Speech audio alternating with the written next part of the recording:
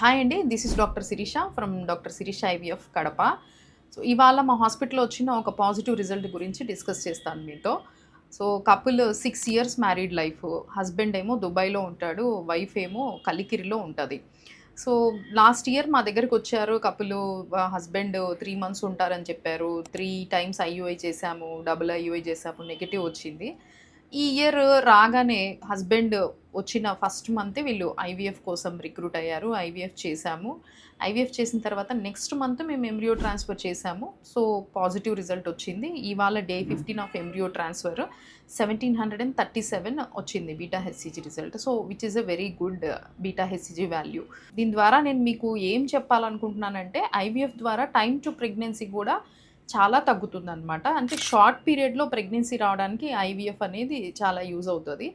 So, hope this pregnancy results into a good healthy baby. Thank you.